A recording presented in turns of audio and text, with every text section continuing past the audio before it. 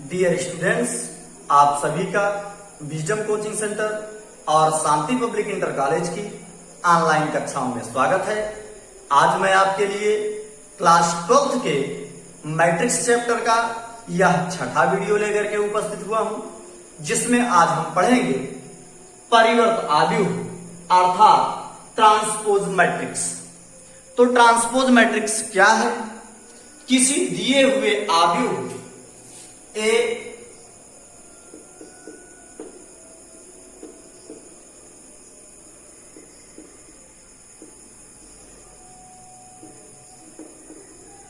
किसी दिए हुए आव्यूह ए के परिवर्त आव्यूह को ए डैश या ए टी अर्थात ट्रांसपोज मैट्रिक्स ऑफ ए के द्वारा डिनोट करते हैं।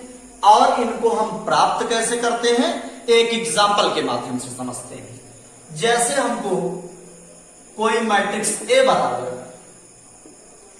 1 2 3 4 5 6 दिया गया है, जिसका क्रम क्या है 2 क्रॉस 3।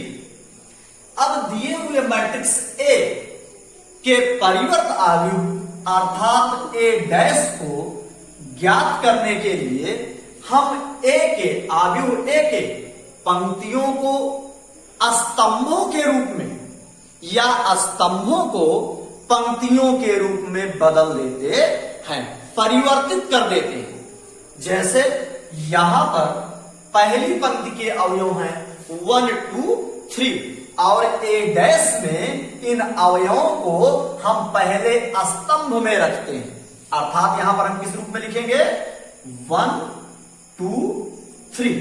यहां जो पहली पंक्ति थी हमने उसको पहले स्तंभ के रूप में लिख दिया, और जो दूसरी पंक्ति है 4 5 6 इसको हमने दूसरे स्तंभ के रूप में लिख दिया।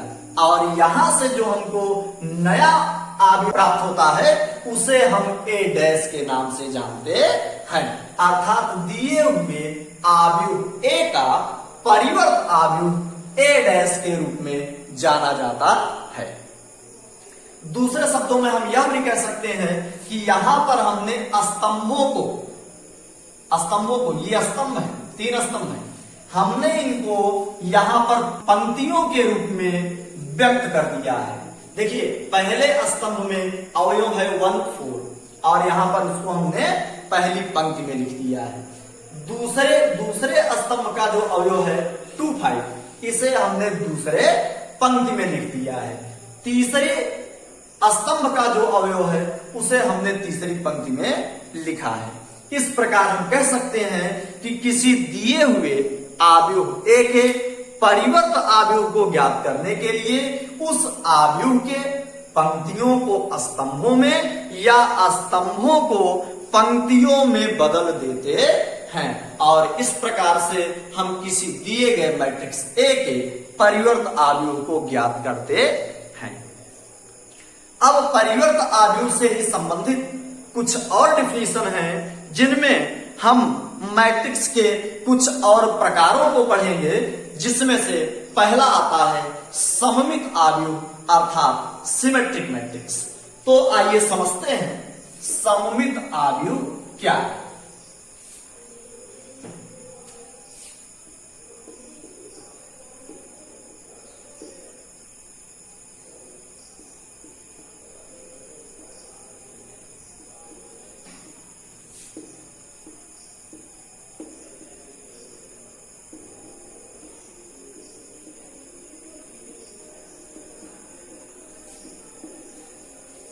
सममित आव्यूह अर्थात सिमेट्रिक मैट्रिक्स।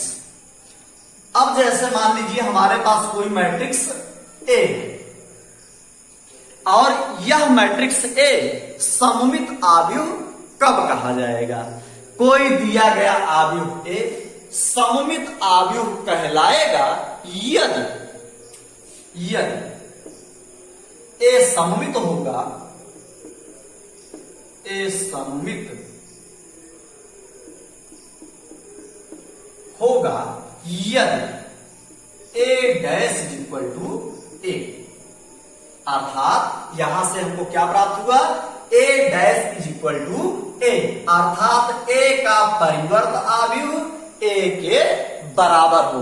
अर्थात किसी दिए गए आव्यूह का हम परिवर्त आव्यूह ज्ञात करें और आव्यूह में कोई परिवर्तन न हो, हमको वही आव्यूह पुनः प्राप्त हो जाए, तो ऐसे आव्यूह को हम सिमेट्रिक मैट्रिक्स या सममित आव्यूह के नाम से जानते हैं।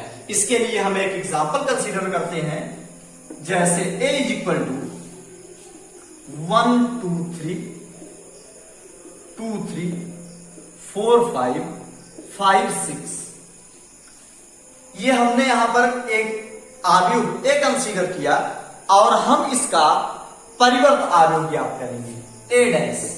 तो ए डैश के लिए हम क्या करेंगे, जितनी भी पंक्तियां हैं इनको हम स्तंभों के रूप में व्यक्त कर देंगे। तो यहां पर हमको क्या प्राप्त हो जाएगा, ए डैश इज इक्वल टू, ये पहली पंक्ति है, हम इसको पहले स्तंभ के रूप में लिख रहे हैं। पहली पंक्ति में कौन कौन से अवयव हैं, 1 2 3, हमने लिख दिया 1 2 3।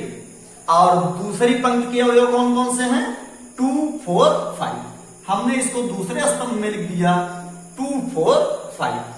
और तीसरी पंक्ति के जो अवयव हैं वो है 3 5 6, और इसको हमने तीसरे स्तंभ के रूप में लिख दिया। अब यहां से हम चेक करेंगे क्या दिया गया आव्यूह ए और हमने उसका परिवर्त आव्यूह ए डैश ज्ञात किया, क्या दोनों में कोई अंतर है या दोनों आपस में बराबर है। तो यहां पर हम देखते हैं कि पहली पंक्ति 1 2 3 है और यहां पर भी जो पहली पंक्ति है वह 1 2 3 ही है, जबकि हमने क्या किया था, पहली पंक्ति को पहले स्तंभ में लिखा था।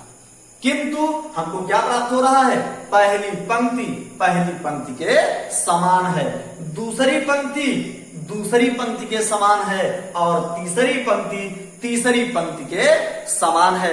अर्थात दोनों आव्यूहों में कोई अंतर नहीं है, दोनों आपस में बराबर हैं। अर्थात यहां पर कंसीडर किया गया मैट्रिक्स ए एक सममित आव्यूह है, अर्थात सिमेट्रिक मैट्रिक्स है। इस प्रकार हमने सममित आव्यूह को समझा। और इसके बाद जो नेक्स्ट टॉपिक है वो है विषम सममित आव्यूह, अर्थात स्क्यू सिमेट्रिक मैट्रिक्स। तो आइए समझते हैं स्क्यू सिमेट्रिक मैट्रिक्स क्या है।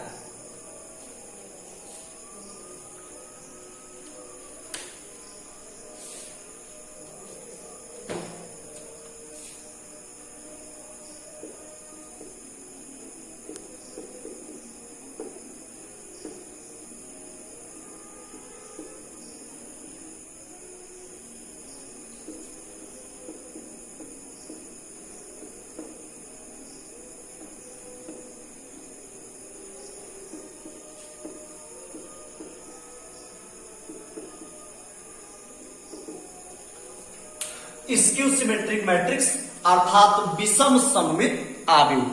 विषम सममित आव्यूह क्या होता है, किसी दिए हुए आव्यूह ए को, किसको, ए को हम विषम सममित आव्यूह कहेंगे, अर्थात ए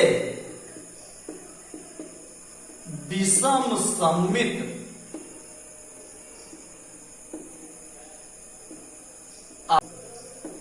यदि A dash is equal to minus, अर्थात कोई दिया हुआ मैट्रिक्स ए विषम सममित आव्यूह होगा यदि A dash is equal to minus A, अर्थात दिए गए आव्यूह का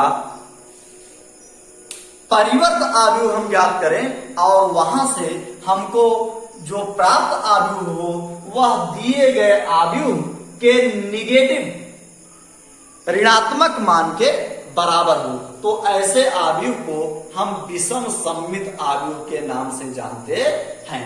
इसके लिए भी हम एक एग्जाम्पल कंसीडर करते हैं। ए इज इक्वल टू 1 2 3 -2 -3 4 5 -5 0 0 0। अब यहां पर एक विशेष बात जो कि हमको ध्यान देना है कि विषम सममित आव्यूह के जो मुख्य विकर्ण के अवयव होते हैं वो सदैव शून्य होते हैं। सदैव क्या होते हैं? शून्य। क्यों? अभी आगे आपको समझ में आ जाएगा। अब यहां से हमको क्या करना है? दिए हुए मैट्रिक्स ए के लिए उसका परिवर्त आव्यूह अर्थात ए डैश ज्ञात करना है। तो ए डैश इज इक्वल टू हमको प्राप्त हो जाएगा 0 2 3। ये पहली पंक्ति को हमने पहले स्तंभ के रूप में व्यक्त कर दिया और इसी क्रम में -2 0 5 और तीसरी पंक्ति है -3 -5 0। यहां पर हमने क्या किया? ए के पंक्तियों को हमने यहां स्तंभों में बदल दिया और इसके पश्चात हम यहां से ए डैश से माइनस कॉमन ले रहे हैं। तो अगर यहां हम माइनस कॉमन ले लेंगे तो हमको क्या प्राप्त हो जाएगा? 0 2 3 और यहां क्या प्राप्त हो जाएगा? -2 0 5 और यहां पर क्या प्राप्त हो जाएगा? -3 -5 और 0। जब हमने यहां पर माइनस कॉमन ले लिया तो अंदर के जितने भी एलिमेंट्स हैं सब के चिन्ह बदल गए।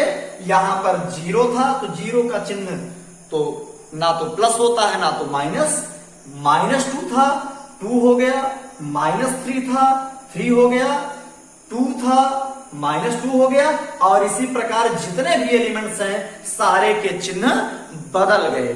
और यहां पर हम देखते हैं कि यह माइनस के बाद यह जो मैट्रिक्स हमको प्राप्त हो रही है यह दिए गए मैट्रिक्स ए के बिल्कुल समान है।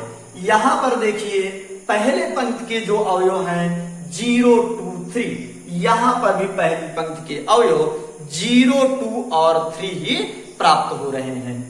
दूसरी पंक्ति के अवयव -2 0 5 और यहां पर भी -2 0 और 5 प्राप्त हो रहे हैं।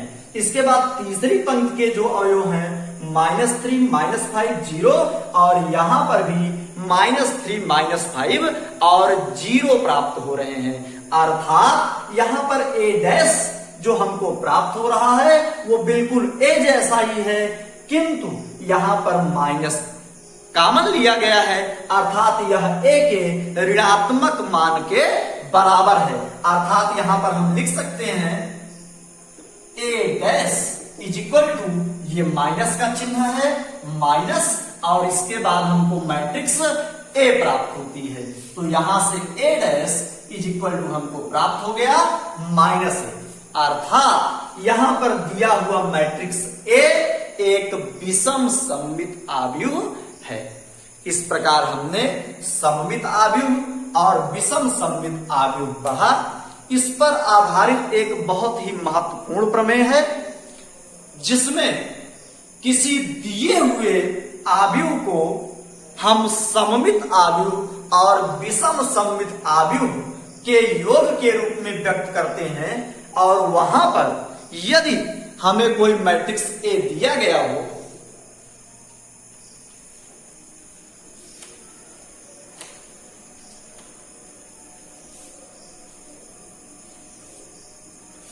यदि हमारे पास कोई मैट्रिक्स ए हो तो इस दिए गए मैट्रिक्स ए को हम सममित आव्यूह और विषम सममित आव्यूह के योग के रूप में व्यक्त कर सकते हैं। कैसे व्यक्त कर सकते हैं आइए समझते हैं। ए इज इक्वल टू लिखा जा सकता है 1/2 of A plus A dash. क्या लिखा जा सकता है? A is equal to 1/2 A plus A dash. अब आपके दिमाग में आ रहा होगा कि आखिर यह ए के कैसे समान है। तो अभी यह समान नहीं है, अब आगे समान होने वाला है। Plus 1/2 of A minus A dash. अब यहां से यदि हम इसको पूरे को जोड़ेंगे 1/2 कॉमन हो जाएगा और यहां से ए plus A dash plus A minus A dash तो यहां से ए डैश से ए डैश कैंसिल हो जाएगा और ए जुड़ करके 2 प्राप्त होगा 2a, और यहाँ जो 1/2 है उससे 2 कैंसिल हो जाएगा, तो हमको कुल मिलाकर के a ही प्राप्त होगा। किंतु यहां पर प्राप्त होने वाला ये जो पहला आव्यूह है, यदि इसका नाम हम रख दें b, तो यह मैट्रिक्स B अर्थात 1/2a प्लस a डैश एक सिमेट्रिक मैट्रिक्स होता है, जिसको आप कोई भी एग्जाम्पल लेकर के स्वतः चेक करेंगे कि अगर कोई मैट्रिक्स A है उसमें हम उसका परिवर्त आव्यूह जोड़ दें तो क्या हमको सममित आव्यूह प्राप्त होता है। तो इसको आप स्वतः चेक करेंगे और देखेंगे कि a प्लस a डैश सदैव एक सममित आव्यूह होता है, और उसके बाद plus 1/2 of a minus a dash. यदि इस मैट्रिक्स को हम C नाम दे दें तो यह प्राप्त matrix 1/2 a minus a dash एक विषम सममित आव्यूह होता है। इसको भी आप स्वतः चेक करेंगे, कोई मैट्रिक्स A कंसीडर करेंगे और उसके परिवर्त आव्यूह को उसमें आप घटाएंगे और उसके बाद आप देखेंगे कि जो आव्यूह प्राप्त होता है वह एक विषम सममित आव्यूह होता है। और इसके पश्चात अब हम एक्सरसाइज 4.3 के कुछ क्वेश्चंस को हल करेंगे। यहां पर मैं आपके लिए 1-2 क्वेश्चन को सॉल्व करूंगा और उसके बाद आप उस पर आधारित प्रश्नावली के अन्य क्वेश्चंस को सॉल्व करेंगे। यदि उनमें किसी प्रकार की कोई समस्या होती है तो आप कमेंट के माध्यम से अपने प्रॉब्लम्स को हम तक शेयर कर सकते हैं, जिसका समाधान नेक्स्ट वीडियो में आपको प्राप्त होगा।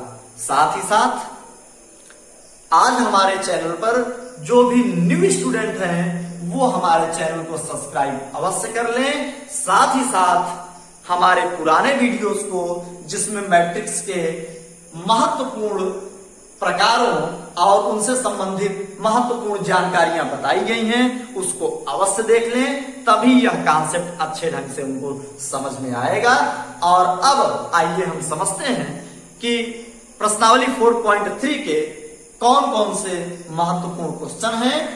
अब यहां पर एक्सरसाइज का ये क्वेश्चन जिसमें दिया गया है, यदि A इज इक्वल टू ये गिवन मैट्रिक्स तथा B इज इक्वल टू ये गिवन मैट्रिक्स, तो दिखाइए number first A plus B का whole dash is equal to A dash plus B dash, और सेकंड पार्ट है AB का whole dash is equal to B dash A dash.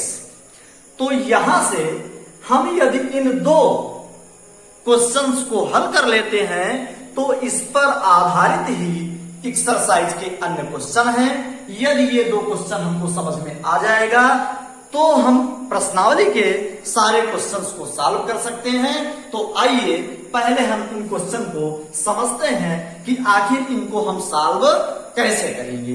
तो यहां पर जो पहला पार्ट है इसमें लिखा गया है A प्लस B का होल डैश, अर्थात यहां पर पहले हमको A प्लस B ज्ञात करना होगा और उसके पश्चात A प्लस B का परिवर्त आव्यूह ज्ञात करना होगा, और उसके पश्चात A dash plus B dash अर्थात A का परिवर्त आव्यूह और B के परिवर्त आव्यूह को आपस में जोड़ना होगा, और उसके पश्चात हम चेक करेंगे क्या दोनों साइड आपस में बराबर हैं, और यदि दोनों के मान आपस में बराबर प्राप्त होते हैं तो इस प्रकार से हमारा जो पहला पार्ट है वो सत्यापित हो जाता है।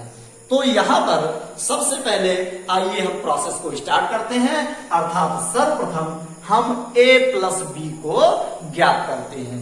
तो यहां सॉल्यूशन में आप लिखेंगे A plus B is equal to, सबसे पहले आप क्या लिखेंगे, दिया है A इज इक्वल टू ये मैट्रिक्स और B इज इक्वल टू ये मैट्रिक्स, इसलिए फिर उसके बाद आप लिखेंगे इसलिए A plus B is equal to, तो अब यहां पर A की वैल्यू को आप लिखिए तो 1 0 3 2, और प्लस B की वैल्यू को लिखिए तो 4 0 6 5, और यहां से हमने ए और बी के मानों को लिख लिया, अर्थात ए और बी मैट्रिक्स को लिख लिया। अब इनको जोड़ने का नियम क्या है? हमने पिछली कक्षाओं में इस पर चर्चा की है कि किसी दिए हुए अवयव को यदि हमको जोड़ना है तो वहां पर उनके संगत अवयव आपस में जुड़ जाते हैं, अर्थात 1 में 4 जुड़ जाएगा और यहां से आपको प्राप्त होगा 5, 0 में 0 जुड़ जाएगा तो 0, 3 में 6 जुड़ जाएगा तो 9 और 2 में 5 जुड़ जाएगा तो 7। इस प्रकार से हम यहाँ पर a प्लस बी ज्ञात करते हैं, लेकिन जो हमको सिद्ध करना है, दर्शाना है, वहां पर हमारे पास लेफ्ट हैंड साइड में क्या है? a प्लस बी का होल डैश, अर्थात यहाँ पर a प्लस बी का परिवर्त अवयव हमको ज्ञात करना है। तो यहां से इंप्लाइज दैट हम निकालेंगे a प्लस बी का होल डैश। अब यहां से पहले a प्लस बी का होल डैश आप अपने नोटबुक में स्वतः लिखिए, मैं 5 सेकंड का मौका दे रहा हूं और उसके बाद तत्पश्चात मैं यहां पर लिख करके आगे बढ़ूंगा।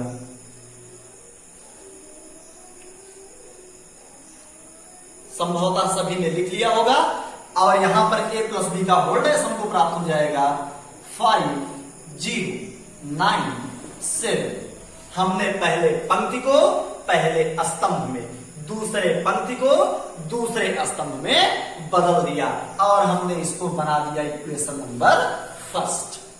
अब हमको क्या चाहिए? a dash plus b dash.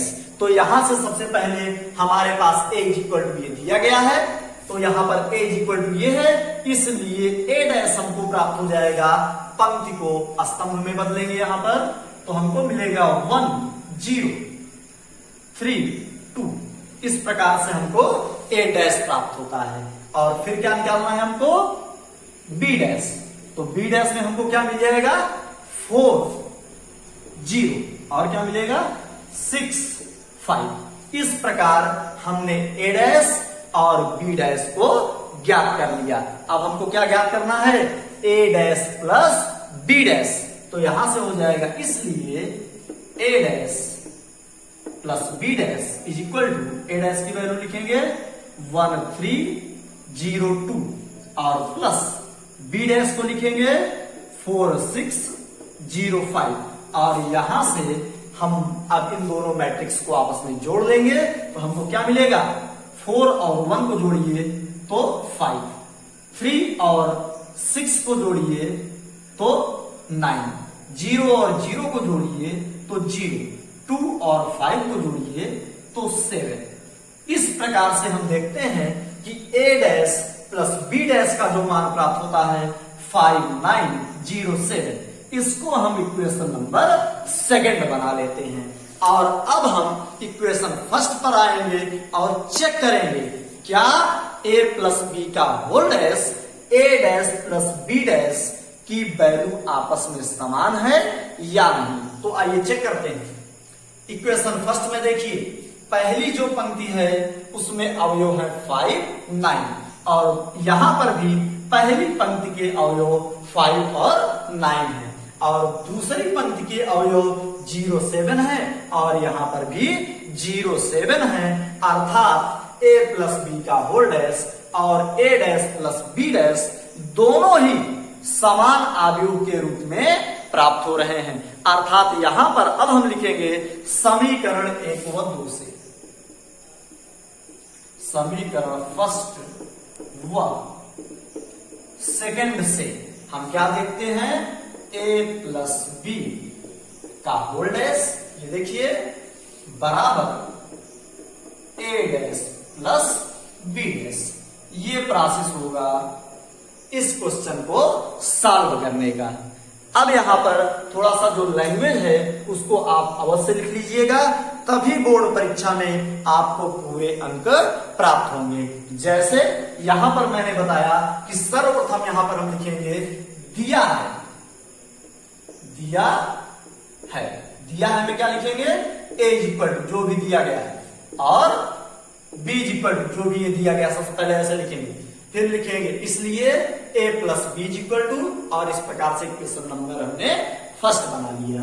अब उसके बाद ए डैश और बी डैश को हमने ज्ञात किया, फिर ए डैश प्लस बी डैश को हमने यहां पर ज्ञात किया और इक्वेशन नंबर सेकंड बना दिया। और समीकरण फर्स्ट व सेकंड से हमने पाया कि ए प्लस बी का होल डैश बराबर है ए डैश प्लस बी डैश के।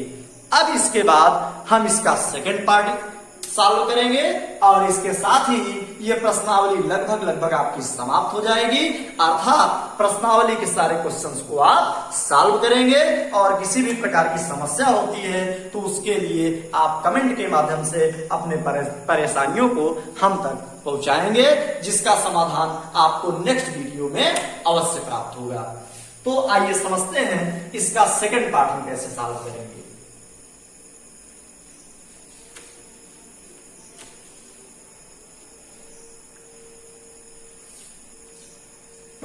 अब यहां पर हमने ए डैश और बी डैश को बचाए रखा है, क्यों? क्योंकि हमको बी डैश और ए डैश की आवश्यकता पड़नी है। अब यहां पर देखिए सेकंड पार्ट में हमको क्या करना है, ए बी का होल डैश, अर्थात सबसे पहले हमको ए बी ज्ञात करना होगा और जब ए बी हमको प्राप्त हो जाएगा तो उसके परिवर्त अवयव को हम ज्ञात करेंगे। तो यहां से सबसे पहले फिर से आप लिखेंगे, दिया है A इज इक्वल टू ये गिवन मैट्रिक्स और B इज इक्वल टू ये गिवन मैट्रिक्स, इसलिए A B is equal to A की वैल्यू को लिखिए 1032 और B की वैल्यू को लिखिए 4065। अब दो मैट्रिक्स के गुणन का तरीका मैंने आपको बताया है, कैसे गुणा होता है। सभी लोग स्वतः गुणा करिए, मैं यहां पर लिख रहा हूं, लेकिन आप अपने आप से इन दोनों मैट्रिक्स का गुणनफल ज्ञात कीजिए। तो गुणनफल कैसे होता है, रो बाई कॉलम। तो यहां से हमको प्राप्त होगा रो बाई कॉलम, पहली पंक्ति पहले स्तंभ का गुणनफल। तो 4 और 1 का गुणनफल कराएंगे तो 4 प्लस 0 और 6 का कराएंगे तो 0, और फिर इसके बाद पहली पंक्ति दूसरा स्तंभ, तो क्या हो जाएगा 1 0 का गुणनफल 0 और 0 5 का गुणनफल 0।